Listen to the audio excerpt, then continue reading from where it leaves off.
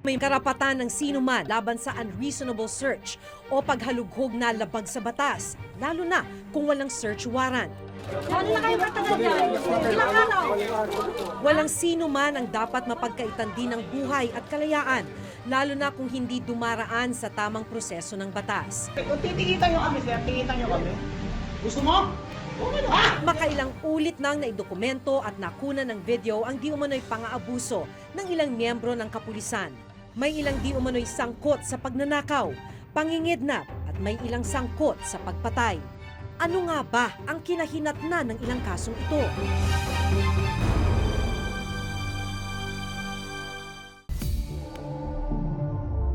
Bandang alas 9 ng gabi nitong nakaraang September 7, 2017, isang bahay sa Barangay Tala sa Caloocan City ang nilooban ng 16 na armadong lalaki. Sa CCTV footage na nakunan sa labas ng bahay, makikita ang isang lalaking nakahubad habang hawak ng dalawang lalaki. Ang sunod na tagpo, pumasok na sa gate ang isang lalaking may kapansanan. Nakasuot siya ng police vest at may hawak na baril sa kaliwang kamay. Agad na sumunod sa kanya ang tatlong lalaki. Ang nauna, nakatakip ang mukha at may hawak na flashlight. Ang isa pa, nakasibilyan at may hawak namang mahabang armas na M16 rifle. Habang ang pangatlo, isang menor de edad. Bukod sa apat, sunod na pumasok sa gate ang isang lalaking may hawak na flashlight at isang bolt cutter o pamutol ng bakal. Maya-maya pa, 5 lalaki pa ang magkakasunod na pumasok at dumiretso sa likurang bahagi ng bahay. 2 naman ang nahagip na pumwesto sa may gate ng bahay. Sa kuha naman ng isa pang CCTV camera na nasa sala ng bahay, nauna ring pumasok sa sala ang lalaking may kapansanan. Nakaumang ang baril na kanyang hawak, habang nakasunod sa kanya ang isang menor de edad at isa pang lalaking nagbukas ng ilaw. Isa pang lalaking naka-jacket na pula, nakasombrero ng pampulis at may mahabang baril ang pumasok rin sa loob ng bahay. 2 relo, wallet at isang cellphone ang dinampot ng menor de edad mula sa may estante ng TV at saka ito ibinulsa. 2 lalaki pa na kasama ng grupo ang nakunan sa may sala ng bahay na nakipag-usap sa menor de edad. Ang isa may takip ang mukha at may hawak na baril. Ang isa pa tumayo sa may pintuan, sumenyas pa na huwag gumawa ng ingay at may hawak ring baril. Ilang segundo pa, lumabas na ang 4 na lalaki, habang ang menor de edad itinuro pa sa lalaking pilay ang CCTV camera. Sa labas, nakunan pa ang ilang minutong pananatili ng nasa 10 katao bago tuluyang umalis. Lumalabas na sa 16 na lalaking nakunan ng CCTV, 14 ang pulis Caloocan. Samantala, wala pang pagkakakilanlan ang lalaking may kapansanan at ang menor de edad na nakunan din ng CCTV. Tao po. Tao po. Gandang hapon po. Nagtungo kami sa niloobang bahay at dito na namin nakapanayam ang anak ng may-ari ng bahay. Ayon kay Pam, hindi niya tunay na pangalan. Kapitbahay daw nila ang lalaking nakita sa CCTV na walang damit na isang drug suspect. Posibleng itinuro raw ang kanilang bahay bilang sangkot rin daw sa drugs. So nung gabing yun, may operation sila. Kaya na-aresto? Time na yung parang offline galugad yata nila. Pero pag sinabi mo kasing offline galugad, parang mga skinita lang, hindi offline akyat bahay. Ang mas ikinabahala niya, nang gabing pinasok ang kanilang bahay, naroon din ang 2 bata, isang anak at isang pamangkin. Makikita pa sa CCTV na nakasalubong ng anak ni Pam ang mga armadong lalaki. That time, ang nandito yung anak ko, saka yung 2 bata kasi nandito, yung 9 years old, saka isang 4 years old. Nandito, yung sumisigaw sila na yung pangalan ng nanay ko, tumakbo yung anak ko, tapos sinabi niya sa papa niya na, pa may mga tao, mga pulis. Ang problema, lumalabas din na walang search warrant o anumang basihan para pumasok ng walang paalam sa bahay na yon ang mga pulis. Ang masaklap, ninakawan pa si Pam ng 2 relo, isang cellphone at cash na may kabuuang halagang 30,000 piso. May takot, syempre may takot. Pero kasi parang kung hindi kami nalaban, marami silang gagawin. Uulit-ulitin nila ito sa iba.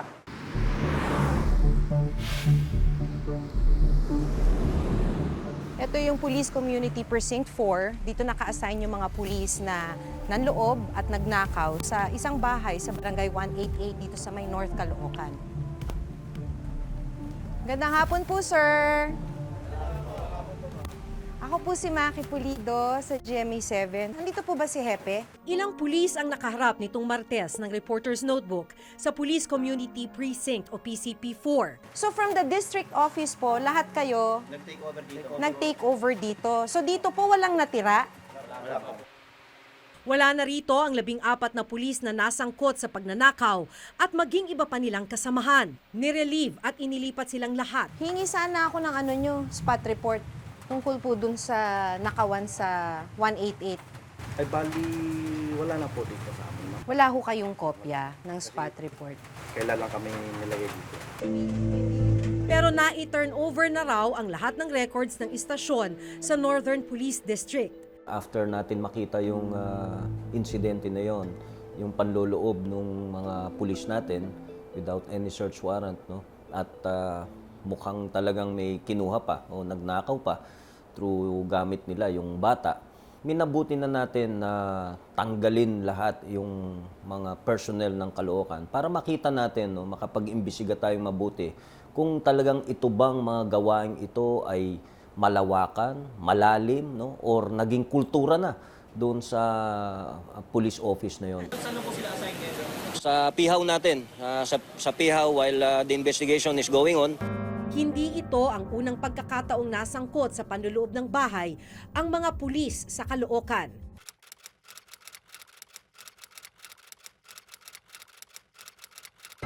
Mula sa bahay ni na Pam sa Barangay Tala, isa pang bahay ang nilooban din rito sa parehong barangay noon lamang nakaraang December 2016. Katunayan, isang kanto lang ang layo ng dalawang bahay na pinagnakawan. Sa kuha ng CCTV ng barangay, nakuna ng pagdating ng isang puting sasakyan. Nagbabaan ng mga sakay nitong lalaking nakasibilyan. Ayon raw sa grupo, hinahanap nilang isang lalaking nagngangalang Edgar na nakatira roon sa bahay. Sangkot umano siya sa droga. Nakunan pa ng CCTV ang paglabas sa sasakyan ng isang lalaki na may dalang vest. Isinuot ito habang naglalakad. Saka pumormang tila may tinatarget sa bahay. Maya-maya pa, lumipat ang grupo sa katabing bahay na kakilala rin daw ni Edgar. Inilipat rin ng parada ang puting sasakyan sa harapan ng bahay. Ilang saglit pa, mapapansin na tila may ikinakargang gamit sa sasakyan galing sa loob ng bahay. Isang malaking kahon ang isinakay naman sa isang tricycle. Ayon sa may-ari ng bahay, iba't ibang ari-arian ang tinangay ng mga lalaki. Relo, kwintas ng anak ko, sapatos ng apo ko. Mayroon po bang pulis na ganon? Na dapat na sila ang tumulong sa mga magnanakaw, sila ang nagnanakaw? Kalaunan, nakumpirmang mga tauhan ng Anti-Illegal Drugs Unit ng Satellite Office sa North Caloocan ang mga pulis na sangkot sa nangyaring panluloob. Na-confirm natin they are assigned with the Station Anti-Illegal Drugs North Extension. We were able to identify their names, kung sino yung mga kasama mismo doon sa video footage. So there were 9 police officers that we were able to identify. Humarap noon ang mga pulis na isinasangkot sa panluloob pero itinanggi nila ang mga naging alegasyon. Bali po, marahil hindi po totoo yun. Yes, ma'am. They were already disarmed of their respective issued firearms, so nandito na sila sa custody ng station to facilitate the filing of the criminal complaint, which is robbery nga. This is equivalent to grave misconduct, dismissal from the service. Meron diyang kaso ng robbery kasi meron silang kinuha. Of course, trespass to dwelling, hiwalay pa yun, no? Violation of domicile. Kasi kinikilala na ang bahay mo, parang kastilyo mo, sabi nga nila. So kapag pinasok yan ng ibang tao, ng walang pahintulot, kahit na pulis yan, pwede mo silang kasuhan. Ang pulis ay pwede naman talagang pumasok sa bahay, pero may ilang limitasyon. Kailangan meron silang bitbit na search warrant o kaya warrant of arrest. At pumapayag yung may-ari ng bahay na pumasok ng bahay. Pinuntahan namin ang niloobang bahay at dito nakilala namin si Edgar. Ayon sa kanya, itinuro siyang sangkot sa droga pero itinanggi niyang may kinalaman siya rito. Pareho sila ng karanasan. Pareho silang pinasok ng mga hindi uniformadong pulis at di umano'y pinagnakawan sa kanilang bahay.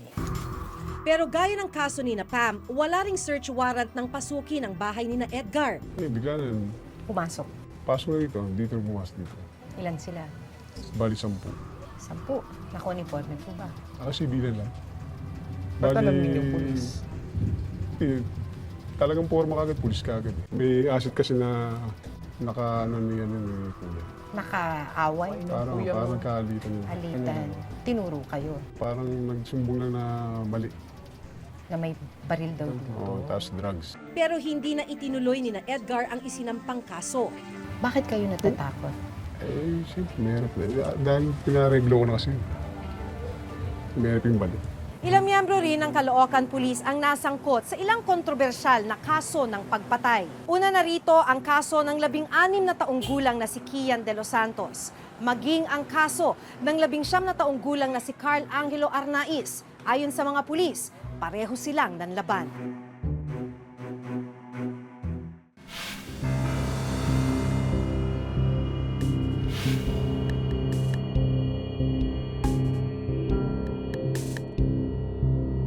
Ilang miyembro rin ng Caloocan Police ang nasangkot sa ilang kontrobersyal na kaso ng pagpatay.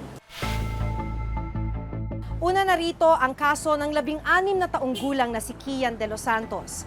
Natagpuan si Kian na nakasubsob, may hawak na baril at wala ng buhay matapos umanong manlaban sa 3 tauhan ng Caloocan Police.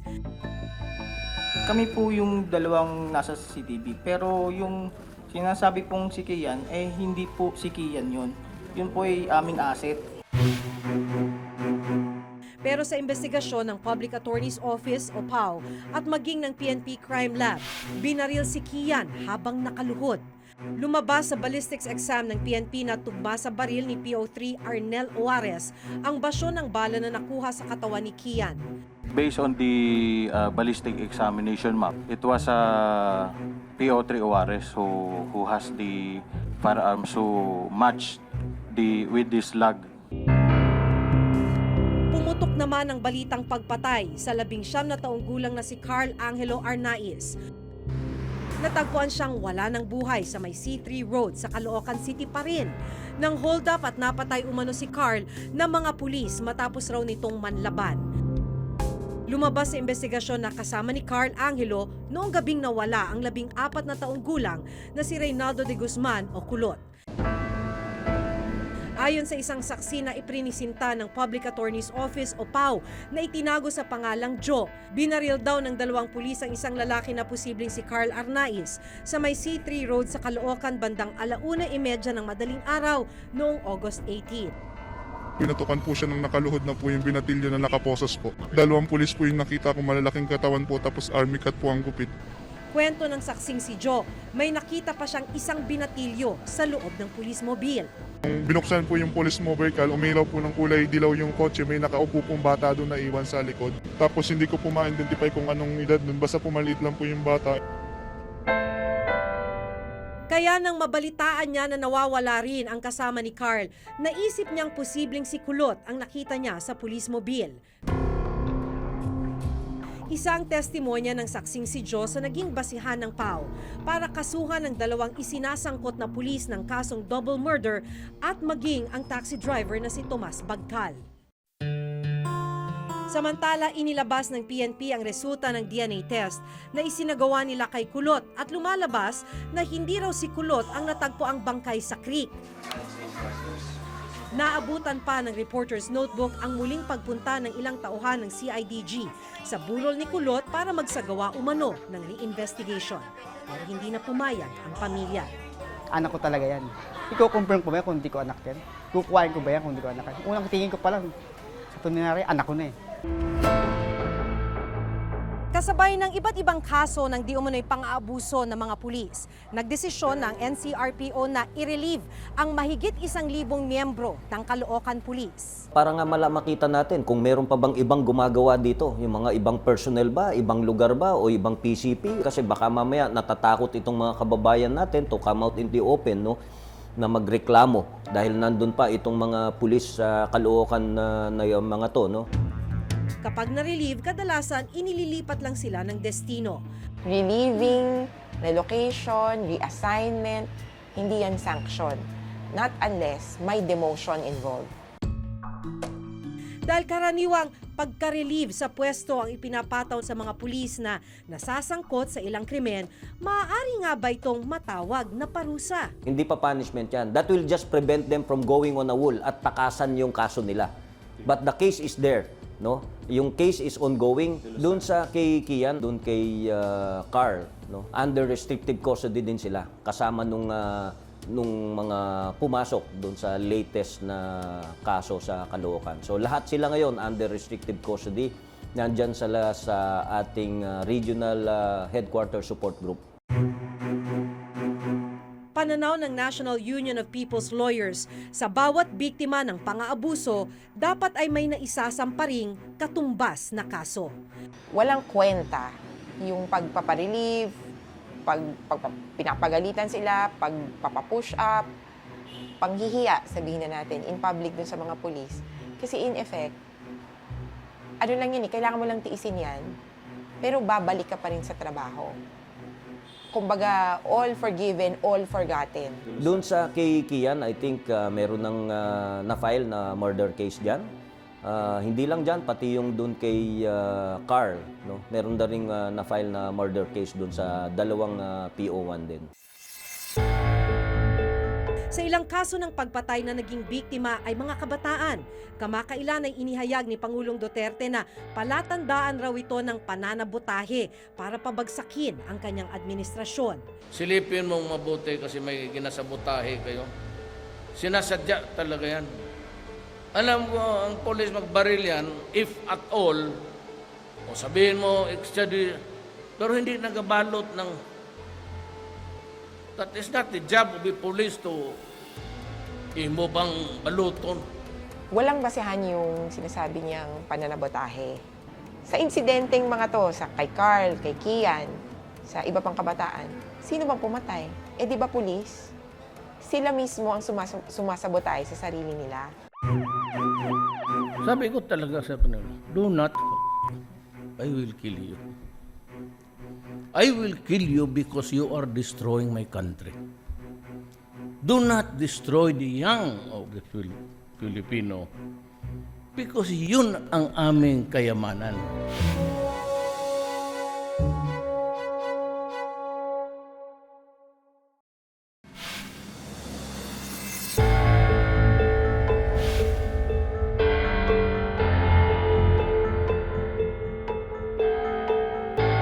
Sa ilang beses na pagkakasangkot ng ilang otoridad sa iba't ibang krimen, malinaw na may dapat imbestigahan, may ilang dapat na managot. Dahil kung walang mapaparusahan, paano masisiguradong mapoprotektahan nila ang karapatan ng mamamayan? Tao po. Hanggang sa susunod na Huwebes, ako si Maki Pulido at ito ang nakatala sa aking Reporter's Notebook.